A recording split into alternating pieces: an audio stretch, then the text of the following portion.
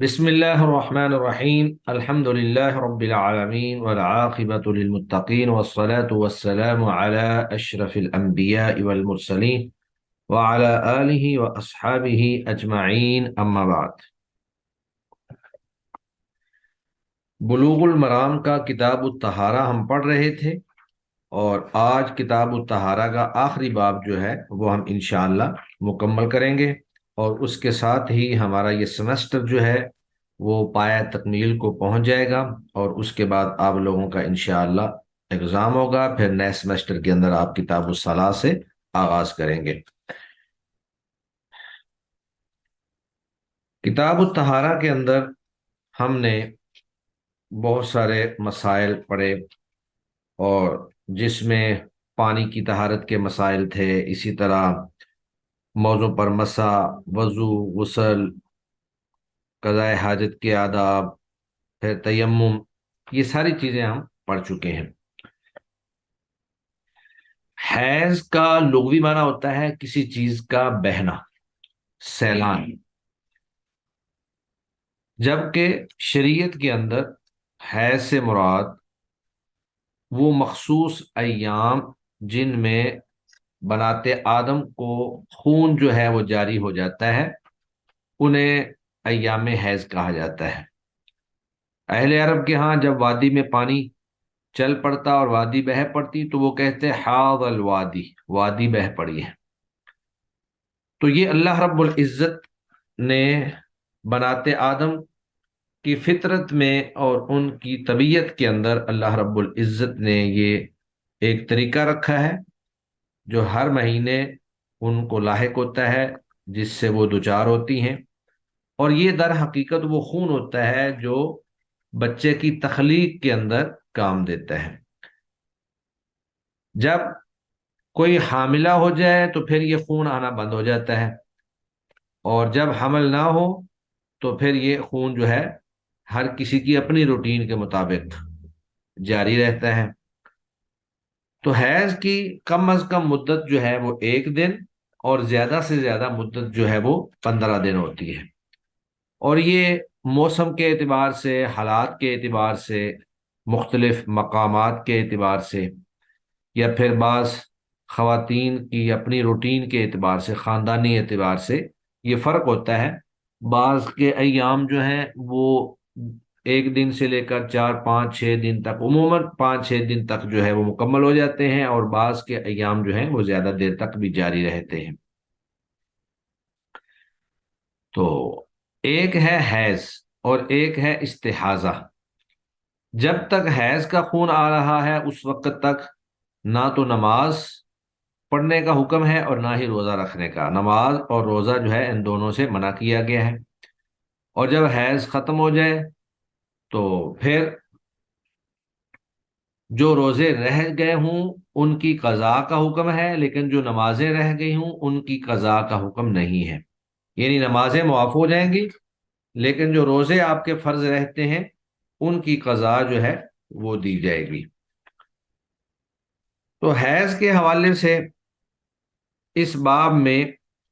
جو چند ایک چیزیں بیان کی گئی ہیں ان میں سے ایک تو یہ ہے کہ حیض اور استحاضہ کا آپس میں فرق، یہ ہم پہلے بھی ایک دفعہ جو ہے وہ پڑھ چکے ہیں کہ حیض کا خون جو ہوتا ہے وہ سخت سیاہ ہوتا ہے، گاڑھا ہوتا ہے اور بدبودار ہوتا ہے، جبکہ استحاضہ کا خون جو ہے وہ سیاہ نہیں ہوتا بلکہ سرخ ہوتا ہے، اور پتلا ہوتا ہے اور بدبودار بھی نہیں ہوتا۔ تو استحاضہ کا خون جو ہے جیسے انسان کا فریش خون ہوتا ہے، جیسے انسان کو کسی بھی حصے پر زخم لگ جائے اور وہاں سے جو فریش خون نکلتا ہے، استحاضہ کا خون بھی دراصل ایک زخم کی وجہ سے جو رحم مادر کے اندر لگا ہوتا ہے اس سے نکلنے والے خون کو استحاضہ کہتے ہیں۔ تو جب حیض کے ایام گزر جائے تو اس کے بعد پھر اگر خون پھر بھی آ رہا ہے تو اس کو استحاضہ شمار کیا جائے گا، اور استحاضہ کے دوران نماز بھی پڑھی جائے گی، روزہ بھی رکھا جائے گا۔ صرف اس میں فرق یہ ہے کہ بعض روایات میں اللہ کے نبی صلی اللہ علیہ وسلم نے مستحاضہ عورت کو ہر نماز کے لیے غسل کرنے کا حکم دیا، اور بعض روایات کے اندر اللہ کے نبی صلی اللہ علیہ وسلم نے ہر نماز کے لیے وضو کرنے کا حکم دیا، یعنی ہر نماز کے لیے اس کا اگرچہ پہلے سے وضو موجود بھی ہے لیکن وہ ہر نماز کے لیے وضو کرے گی۔ لیکن جن روایات کے اندر غسل کا حکم ہے وہاں پر اللہ کے نبی صلی اللہ علیہ وسلم نے ظہر اور عصر کو اور مغرب اور عشاء کو جمع کرنے کی بھی گنجائش نکالی۔ تو ان تمام روایات کو جمع کرنے سے جو بات ہمارے سامنے آتی ہے وہ یہ ہے کہ غسل کرنا جو ہے یہ مستحب ہے، یہ ہر نماز کے لیے فرض نہیں ہے۔ اگر کوئی عورت اپنے اندر یہ ہمت اور طاقت محسوس کرتی ہے کہ وہ غسل کر سکتی ہے تو پھر وہ دن میں 3 مرتبہ غسل کرے گی، ایک غسل نماز فجر کے لیے، ایک غسل ظہر اور عصر کے لیے، اور ایک غسل جو ہے وہ مغرب اور عشاء کے لیے۔ فجر کو الگ سے پڑھا جائے گا جبکہ ظہر عصر کو ملا کر اور اسی طرح مغرب اور عشاء کو ملا کر پڑھا جائے گا۔ لیکن یہ جمع کرنے کی جو سہولت ہے یہ اس عورت کو حاصل ہوگی جو غسل کرے گی، اور جو ہر نماز کے لیے وضو کر کے نماز پڑھے گی اس کے لیے جمع کی سہولت نہیں ہے۔ تو یہ سارے احکام انشاءاللہ ہم آج کے لیکچر کے اندر پڑھیں گے۔ سب سے پہلی روایت سیدہ عائشہ رضی اللہ تعالی عنہا سے روایت ہے، مروی ہے۔ ان عائشہ رضی اللہ تعالی عنہا، سیدہ عائشہ رضی اللہ تعالی عنہا سے روایت ہے، ان فاطمہ بنت ابی حبیش، بے شک فاطمہ بنت ابی حبیش رضی اللہ عنہا یہ جو ہے کانت تستحاز، یہ مستحاضہ ہو جاتی تھی، یعنی ان کو استحاضہ لاحق تھا۔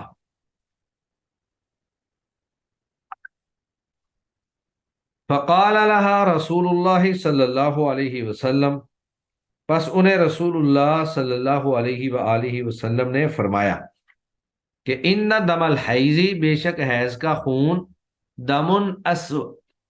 وہ کالا خون ہوتا ہے، یعرف اور پہچانا جاتا ہے، معروف خون ہے۔ چونکہ یہ روٹین اور عادت ہر ماہ خواتین کو لاحق ہوتی ہے، اس لیے خواتین کے ہاں یہ معروف خون ہے، ان کو پتہ ہے کہ یہ خون کیسا ہوتا ہے۔ فَإِذَا كَانَ ذَلِكِ، تو جب یہ والا خون ہو، یعنی حیض والا خون ہو، فَأَمْسِكِي عَنِ الصَّلَاةِ، تو نماز سے رک جا۔ فَإِذَا كَانَ الْآخَرُ، جب اس کے علاوہ خون ہو، یعنی جو صفات اوپر میں نے بیان کی ہیں کہ حیض کا خون کالا ہوتا ہے، گاڑھا ہوتا ہے، بدبودار ہوتا ہے، تو اگر ایسا خون نہ ہو، جب اس کے علاوہ خون ہو، فتوضئی، تو پھر تو وضو کر، وصلی، اور نماز پڑھ۔ رواہ ابو داود، اس حدیث کو امام ابو داود اور نسائی نے روایت کیا ہے۔ وصححہ ابن حبان والحاکم، اور اس کو امام ابن حبان اور حاکم نے صحیح کہا ہے۔ واستنکرہ ابو حاتم، لیکن امام ابو حاتم نے اس حدیث کو منکر قرار دیا ہے۔ تو اس حدیث کے اندر نبی کریم صلی اللہ علیہ وآلہ وسلم نے خون حیض کی ایک علامت بیان کر دی اور واضح کر دیا کہ یہ معروف خون ہے جو خواتین کو معلوم ہوتا ہے، جب یہ خون آ رہا ہوگا تو اس وقت آپ نماز سے رک جائیں، اور جب اس کے علاوہ خون ہوگا تو پھر آپ نماز پڑھیں گی، اور ہر نماز کے لیے وضو کریں گی اور اس کے بعد آپ نماز پڑھیں گی۔ اس سے اگلی روایت جو ہے وہ سیدہ اسماء بنت امیس رضی اللہ عنہا سے ہے۔ وفی حدیث اسماء بنت امیس، اسماء بنت امیس کی حدیث میں جو امام ابو داود نے روایت کی ہے، تو یہ اسماء بنت امیس جو ہیں یہ حضرت جعفر بن ابی طالب رضی اللہ عنہ کی اہلیہ محترمہ ہیں،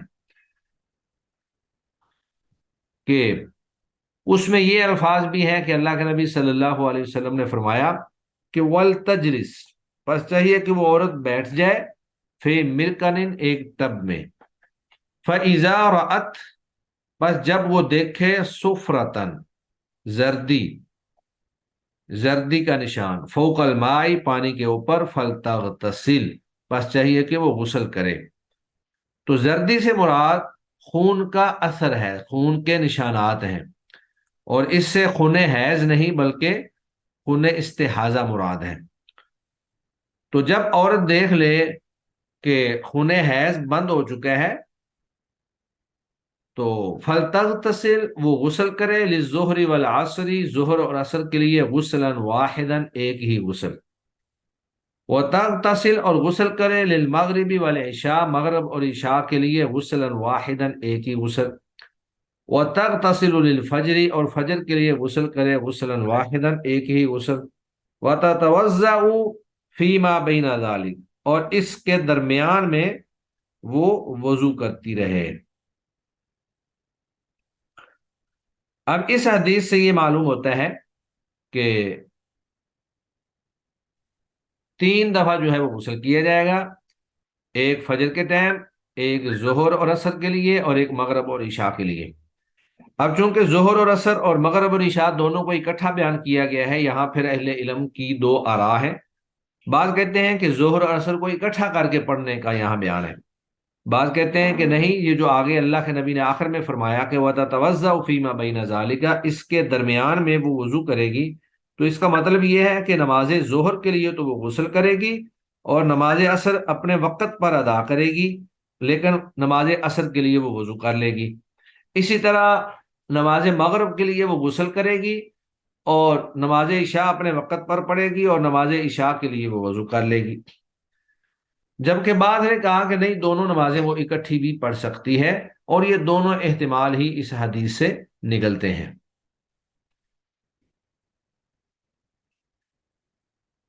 اس کے بعد استحاضہ کے حوالے سے ایک تفصیلی حدیث جو ہے وہ حمنہ بنت جہش رضی اللہ عنہا سے روایت ہے، اس کے اندر استحاضہ کے اور حیض کے مسائل جو ہیں وہ موجود ہیں، اور یہ صحیح روایت ہے۔ وعن حمنہ بنت جہش، سیدہ حمنہ بنت جہش سے روایت ہے، قالت انہوں نے کہا، کنت استحاض حیضۃ کثیرۃ، میں مستحاضہ ہو جاتی تھی، حیضۃ کثیرۃ بہت زیادہ مستحاضہ ہونا، شدیدۃ شدید قسم کا، مجھے ہے یہ استحاضہ جو ہے وہ لاحق ہو جاتا تھا۔ فَأَتَيْتُ النَّبِيَّ صلی اللہ علیہ وسلم، تو میں نبی کریم صلی اللہ علیہ وسلم کے پاس آئی، استفتیہ میں آپ سے فتویٰ طلب کر رہی تھی۔ فقال، تو آپ صلی اللہ علیہ وسلم نے فرمایا، انما ہی رقضۃ من الشیطان، بے شک یہ کچوکا ہے، من الشیطان شیطان کی طرف سے، یعنی شیطان جو ہے وہ کچوکا مارتا ہے اور رگ جو ہے وہ زخمی ہو جاتی ہے جہاں سے خون جاری ہو جاتا ہے۔ فتحیزی، پس تو حیض شمار کر، 6 ایام او 7 ایام، 6 دن یا 7 دن، ثم اغتسلی، پھر تو غسل کر لے۔ فَإِذَا اسْتَنْقَعْتِ، جب تو پاک ہو جائے، فَصَلِّ، پس تو نماز پڑھ، 24، 24 دن، او 23 یا 23 دن، یعنی اگر 6 دن کا حیض ہے تو 24 دن، اور اگر 7 دن کا حیض ہے تو 23 دن جو ہے تو نماز پڑھ۔ وَصُومِي وَصَلِّ، اور پھر تو روزے بھی رکھ اور نماز بھی پڑھ، یعنی ان دنوں میں روزے بھی رکھ اور نماز بھی پڑھ۔ فَإِنَّ ذَلِكَ يُجْزِئُكِ، تجھے یہی کافی ہو جائے گا۔ وَكَذَلِكَ فَافْعَلِي كُلَّ شَهْرٍ، اور ہر مہینے تو ایسے ہی کرتی رہے، كَمَا تَحِيضُ النِّسَاءُ، جس طرح کے حائضہ عورتیں کرتی ہیں۔ فَإِنْ قَوِيتِ، اگر تو طاقت رکھے، چونکہ میں نے آپ کو پہلے بھی بتایا کہ مختلف احادیث کے اندر مختلف چیزیں بیان ہوئی ہیں، تو ان کا خلاصہ میں نے آپ کو پہلے بیان کر دیا، تو اب ساری احادیث پڑھ کر پھر دوبارہ سے ایک دفعہ آپ کے سامنے جو ہے وہ خلاصہ بیان کر دیا جائے گا۔ فَإِنْ قَوِيتِ، اگر تو طاقت رکھے، تجھے قوت حاصل ہو، عَلَىٰ، اس بات پر، أَن تُؤَخِّرِي الظُّهْرَ، کہ تو ظہر کو لیٹ کر دے، و تو عجلی العصر، اور عصر کو جلدی پڑھ لے، ثم تغتسلی،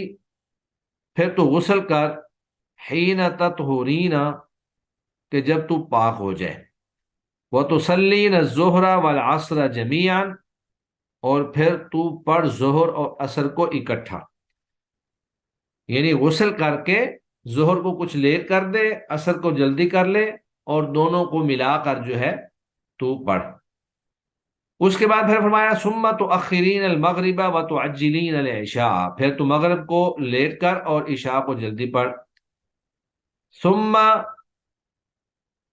تغتسلین، پھر تو غسل کر، وتجمعین، اور تو جمع کر، بین الصلاتین، ان دونوں نمازوں کو۔ تو اگر تو ایسا طاقت رکھتی ہے، وہ پیچھے والا جملہ ہی، تو کیا کر، ففعلی، اور تو ایسا کر، وتغتسلین، اور اسی طرح تو غسل کر، مع الصبح، صبح کی نماز کے ساتھ، وتصلین، اور تو نماز پڑھ۔ قال، راوی کہتے ہیں، یا یہی اوپر جو حمنہ بنت جہش، جن کو اللہ کے نبی صلی اللہ علیہ وآلہ وسلم نے یہ طریقہ بتایا، قال، انہوں نے پھر فرمایا، وَهُوَ أَعْجَبُ الْأَمْرَيْنِ إِلَيَّ، اور یہ مجھے دو طریقوں میں سے زیادہ محبوب طریقہ ہے۔ یعنی پیچھے ہم ایک طریقہ پڑھ چکے ہیں کہ ہر نماز کے لیے جو ہے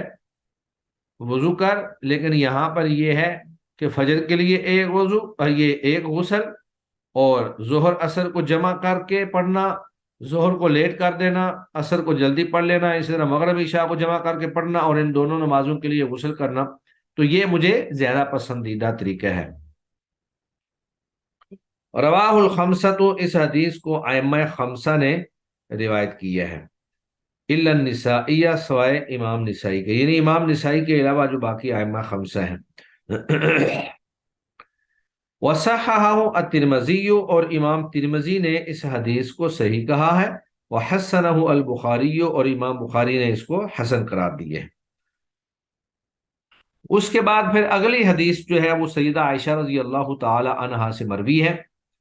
سیدہ عائشہ رضی اللہ تعالی عنہا فرماتی ہیں، وعن عائشہ رضی اللہ عنہا، سیدہ عائشہ رضی اللہ تعالی عنہا سے روایت ہے، ان ام حبیبہ بنت جحش، بے شک سیدہ ام حبیبہ بنت جحش، انہوں نے شقت الی رسول اللہ صلی اللہ علیہ وسلم، رسول اللہ صلی اللہ علیہ وسلم سے شکایت کی، الدما، مسلسل خون آنے کی، یعنی خون جو ہے وہ جاری رہتا ہے، ختم نہیں ہوتا ہے۔ فقال، تو آپ صلی اللہ علیہ وسلم نے فرمایا، کسی، تو نماز سے رکی رہ، نماز اور روزے سے رکی رہ، قدرہ، اتنے دن، ما کانت تحبیسو کی حیزاتو کی، جتنا تجھے روک کے رکھتا تھا تیرا حیض، ثم اغتسلی، پھر تو غسل کر، فکانت تغتسل، پس وہ غسل کرتی تھیں، لکل صلاۃ، ہر نماز کے لیے۔ رواہ مسلم، اس حدیث کو امام مسلم نے روایت کی ہے۔ تو اب اس حدیث کے مطابق جو ہے ان کا عمل جو ہے وہ ہر نماز کے لیے غسل کرنے کا تھا۔ اس سے اگلی روایت جو ہے وہ بخاری کے اندر موجود ہے، وفی روایت للبخاری، اور امام بخاری کی روایت کے اندر یہ الفاظ ہیں، وتوضئی لکل صلاۃ، اور تو ہر نماز کے لیے وضو کر، وہی علی ابی داود وغیرہ من وجہ آخر، اور یہی روایت جو ہے ابو داود وغیرہ نے دوسرے طریق سے روایت کی ہے۔ تو مذکورہ بالا جتنی روایات ہم نے پڑھی ہیں، ان میں بعض روایات کے اندر تو یہ بات ہے کہ ہر نماز کے لیے وضو کر، جیسے یہ ہے،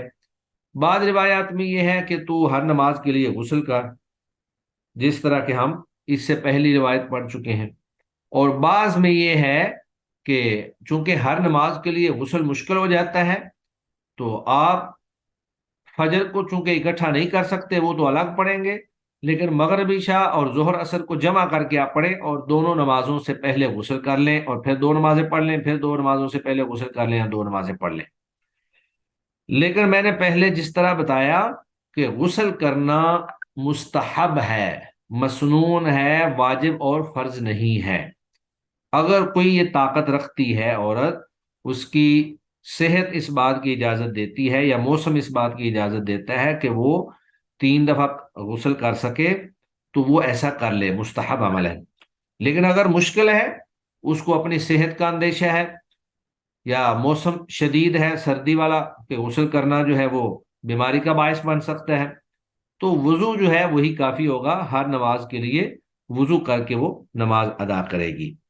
تو ان تمام روایات کو جمع کرنے کا یہی طریقہ ہے کہ غسل والے طریقے کو ہم مستحب قرار دیں گے اور وضو کے طریقے کو ہم واجب قرار دیں گے کہ وضو کرنا جو ہے وہ واجب ہے۔ اس کے بعد اگلی روایت جو ہے اس کے اندر قدرت اور سفرت۔ قدرت سے مراد میلا کچیلا جو پانی ہوتا ہے، اور اسی طرح سفرت سے مراد زرد رنگ کا جو پانی ہے۔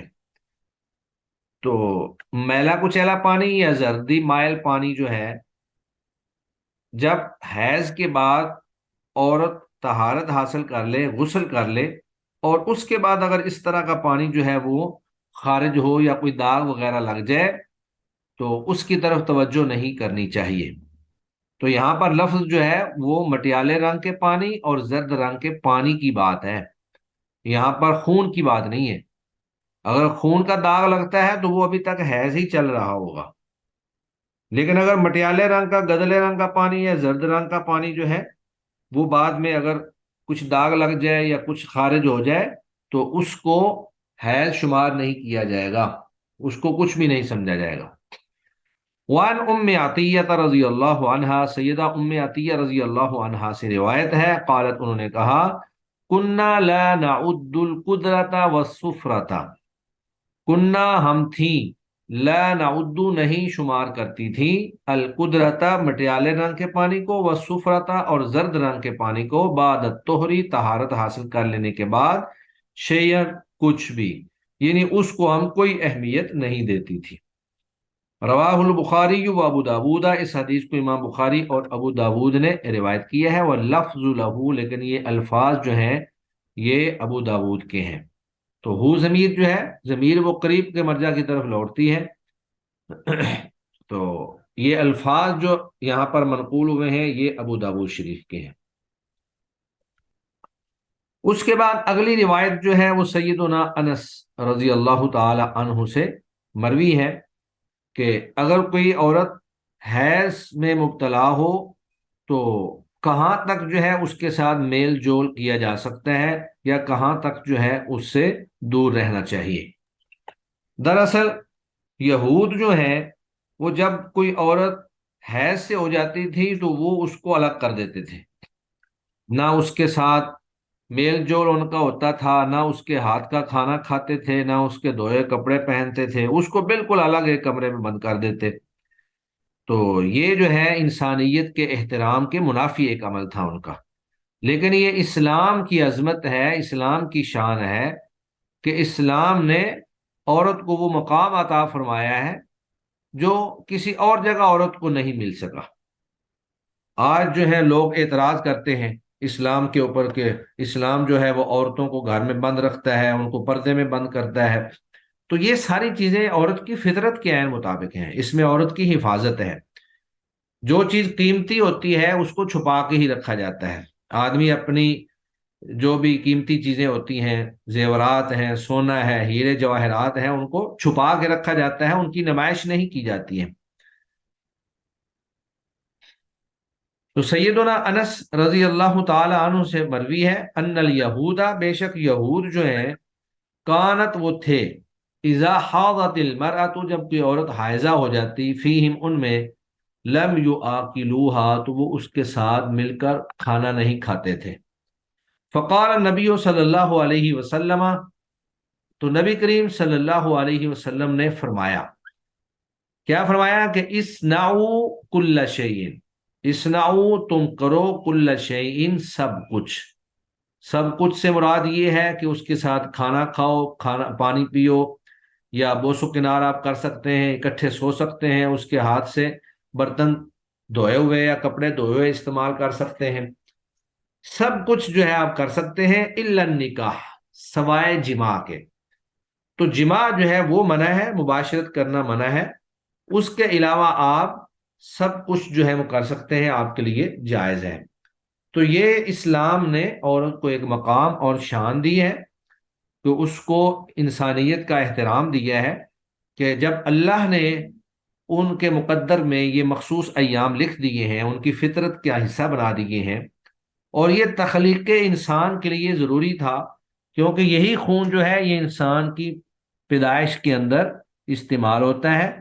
تو اب اس میں ان کا اپنا کیا قصور ہے؟ ان کا اپنا تو کوئی قصور نہیں ہے۔ تو جب اللہ رب العزت نے ان کے اوپر ایک چیز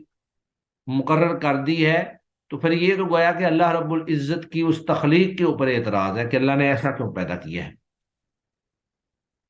تو یہ مسلم شریف کی روایت ہے، رواہ مسلم، اس حدیث کو امام مسلم نے روایت کیا ہے۔ تو اس کا مطلب یہ ہے کہ جماع کے علاوہ آپ میاں بیوی جو ہیں وہ ایک دوسرے سے استمتاع کر سکتے ہیں، تلذذ حاصل کر سکتے ہیں، مل جل کر کھانا کھا سکتے ہیں، پانی پی سکتے ہیں، تو صرف جماع جو ہے وہ منع ہے۔ اس کے بعد پھر نبی کریم صلی اللہ علیہ وآلہ وسلم،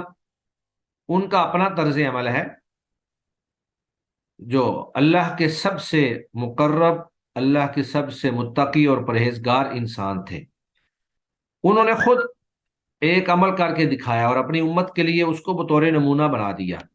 وعن عائشہ رضی اللہ عنہا، سیدہ عائشہ رضی اللہ عنہا سے روایت ہے، قالت،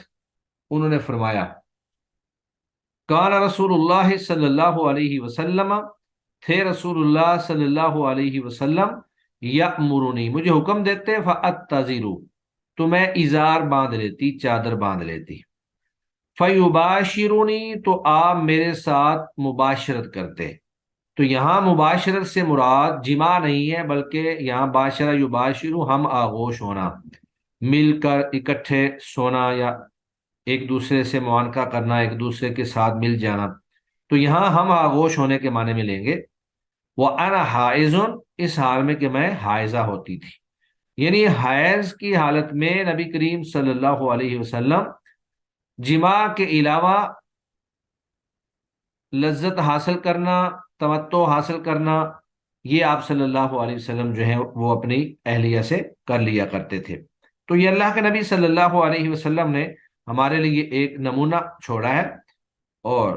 آپ صلی اللہ علیہ وسلم کی یہ شفقت ہے کہ آپ صلی اللہ علیہ وسلم نے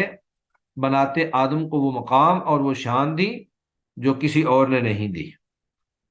اب چونکہ حیض کی حالت میں جماع کرنے سے منع کیا گیا ہے، قرآن مجید کے اندر بھی اللہ رب العزت نے منع فرمایا ہے، وَيَسْأَلُونَكَ عَنِ الْمَحِيضِ قُلْ هُوَ أَذًى فَاعْتَزِلُوا النِّسَاءَ فِي الْمَحِيضِ، کہ وہ آپ سے حیض کے بارے میں سوال کرتے ہیں، تو آپ کہیں کہ یہ نجاست ہے، گندگی ہے، آپ حیض کی حالت میں عورتوں سے الگ ہو جائیں۔ اور پیچھے جو ہم نے روایات پڑھی ان کے اندر بھی اسی بات کا تذکرہ ہے کہ جماع کرنا جو ہے وہ منع ہے، لیکن اگر کوئی شخص ایسا کر لیتا ہے تو اس کا جرمانہ کیا ہے؟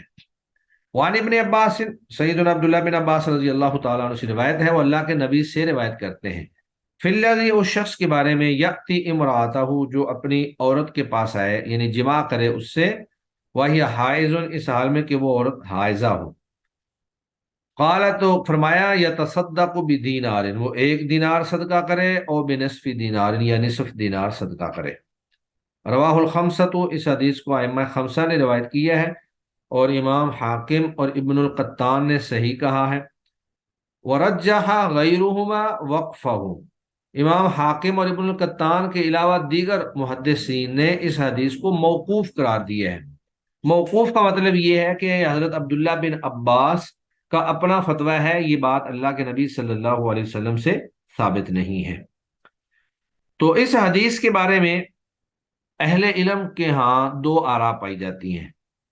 ایک گروہ جو ہے، یا محدثین کا ایک گروپ جو ہے، وہ تو اس حدیث کو صحیح قرار دیتے ہیں، اور وہ کہتے ہیں کہ یہ جو ہے صدقہ کیا جائے گا، کرنا پڑے گا، جبکہ دیگر محدثین وہ کہتے ہیں کہ اس حدیث کے اندر اضطراب پایا جاتا ہے، اور یہ حکم ایسا ہے جو اس کے علاوہ کسی دوسری سند سے ثابت نہیں، اور دیگر کئی ایک روایات کے اندر اس حوالے سے کوئی چیز نقل نہیں کی گئی، لہذا جب یہ حدیث مضطرب ہے تو یہ صحیح نہیں ہے، اور اس پر عمل کرنا جو ہے وہ ضروری نہیں ہے۔ وہ بھی پھر اس کو مندوب یا مستحب کے درجے میں رکھیں گے کہ اگر کوئی صدقہ کر دے تو اس کے لیے مستحب ہوگا، لیکن اگر کوئی صدقہ نہیں کرتا ہے تو وہ گناہ گار نہیں ہوگا۔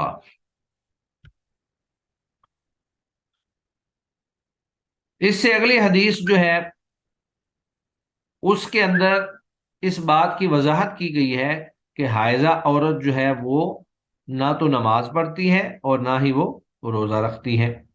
وعن ابی سعید الخدری رضی اللہ تعالی عنہ، سیدنا ابو سعید خدری رضی اللہ تعالی عنہ سے روایت ہے، قال، انہوں نے کہا، قال رسول اللہ صلی اللہ علیہ وسلم، رسول اللہ صلی اللہ علیہ وسلم نے فرمایا۔ تو دراصل یہ ایک لمبی حدیث ہے جس کے اندر نبی کریم صلی اللہ علیہ وآلہ وسلم نے عورتوں کے حوالے سے فرمایا کہ کیا تم نے دیکھا نہیں ہے کہ عورتیں جو ہیں وہ دین اور عقل دونوں اعتبار سے ناقص ہیں۔ اب یہ اللہ کے نبی کی حدیث ہے، رسول اللہ صلی اللہ علیہ وسلم نے جب یہ فرمایا تو عورتیں جو ہیں وہ چونک اٹھی اور فوراً اللہ کے نبی سے پوچھا کہ ہماری عقل اور ہمارے دین میں کیا چیز ناقص ہے؟ تو آپ صلی اللہ علیہ وسلم نے فرمایا کہ دیکھیں، عورت کی گواہی مرد کی گواہی سے عادی ہے۔ تو فرمایا کہ یہ اس لیے عادی رکھی ہے اللہ نے کیونکہ عورتوں کی عقلوں کے اندر نقص ہوتا ہے، یہ بھول جاتی ہیں، ناقص العقل ہوتی ہیں۔ پھر دوسرا فرمایا کہ کیا ایسا نہیں ہے کہ الیسا، یہ اب اگلا جملہ جو تھا نا وہ یہاں موجود تھا، تو وہ اتنا جملہ ہی یہاں پر بیان کر دیا گیا ہے۔ کیا ایسا نہیں ہے، الیسا کیا ایسا نہیں ہے کہ اذا حاضت المرأۃ، جب عورت حیضہ ہو جائے، لم تصلی ولم تصم، نہ وہ نماز پڑھتی ہے نہ وہ روزہ رکھتی ہے۔ تو عورتوں نے کہا جی بالکل ایسے ہی ہے۔ تو آپ صلی اللہ علیہ وسلم نے فرمایا کہ یہ بھی دین کے اندر نقص ہے کہ اتنے دن نہ وہ روزہ رکھے گی نہ نماز پڑھے گی، تو دین کے اندر کمی تو واقع ہو گئی۔ تو متفق علیہ فی حدیث طویل، یہ متفق علیہ روایت ہے، اور ایک لمبی حدیث کا ٹکڑا یہاں پر بیان کرنے کا مقصد یہ تھا کہ حائضہ عورت جو ہے نہ وہ روزہ رکھے گی اور نہ ہی وہ نماز پڑھے گی۔ تو یہ عورت کی ایک فطرت ہے جو رسول اللہ صلی اللہ علیہ وسلم نے بیان فرمائی، اس میں کوئی عورتوں کی توہین یا عورتوں کا استخفاف نہیں ہے، بلکہ اللہ رب العزت نے عورت کو کمزور پیدا کیا ہے، اور اس کی کمزوری جو ہے وہ فطرت کے عین مطابق ہے۔ اب اس کو یہ کہا جائے کہ عورتوں کو برا کہا گیا ہے اس کے اندر، لیکن اس کے علاوہ باقی چیزیں اگر دیکھی جائیں جو ہم اس سے اوپر پڑھ چکے ہیں تو اس سے یہ بات ثابت ہوتی ہے کہ اسلام نے عورتوں کو جو مقام اور شان دی ہے وہ کسی دوسرے مذہب کے اندر موجود نہیں ہے۔ اس سے اگلی روایت بھی سیدہ عائشہ رضی اللہ تعالی عنہا سے مروی ہے۔ دراصل یہاں پر ایک اور چیز بیان کرنا مقصد ہے کہ جس طرح حائضہ عورت نماز اور روزہ، یعنی نہ نماز پڑھے گی نہ روزہ رکھے گی، اسی طرح وہ بیت اللہ کا طواف بھی نہیں کر سکتی، کیونکہ بیت اللہ جو ہے وہ مسجد ہے، اور مسجد کے اندر حائضہ عورت کے لیے جانا جائز نہیں ہے سوائے عذر کے، اور طواف کے لیے بھی طہارت شرط ہے۔ وعن عائشہ رضی اللہ تعالی عنہا، سیدہ عائشہ رضی اللہ تعالی عنہا سے مروی ہے، قالت، انہوں نے کہا، لما جئنا، جب ہم آ گئے، صرفہ، مقام صرف پر، تو یہ ایک جگہ کا نام ہے صرف، تو حیض تو میں حیضہ ہو گئی۔ فقال النبی صلی اللہ علیہ وسلم، تو اللہ کے نبی صلی اللہ علیہ وسلم نے فرمایا، افعلی ما یفعل الحاج، تو وہ سب کچھ کر جو حاجی کرتے ہیں، غیر، سوائے اس بات کے کہ اللہ تطوفی، تو بیت اللہ کا طواف نہ کرنا، یعنی بیت اللہ کا طواف چھوڑ دینا، باقی سارے اعمال کرتے رہنا،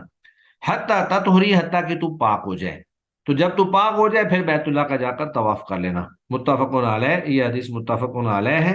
اور فی حدیث طویل، ایک لمبی حدیث کا ٹکڑا ہے۔ تو وہ حدیث جس کے اندر اللہ کے نبی کا حج کا تفصیلی تذکرہ موجود ہے، چونکہ وہ لمبی حدیث ہے تو اس لمبی حدیث کا متعلقہ ٹکڑا جو ہے وہ یہاں پر بیان کر دیا گیا ہے۔ متفق علیہ۔ اس سے اگلی روایت جو ہے وہ حضرت معاذ رضی اللہ تعالی، معاذ بن جبل رضی اللہ تعالی عنہ سے مروی ہے، अन्नहु सअल नबी सल्लल्लाहु अलैहि वसल्लम, कि उन्होंने नबी करीम सल्लल्लाहु अलैहि वसल्लम से सवाल किया, मा यहिल्लु लिर्रजुली,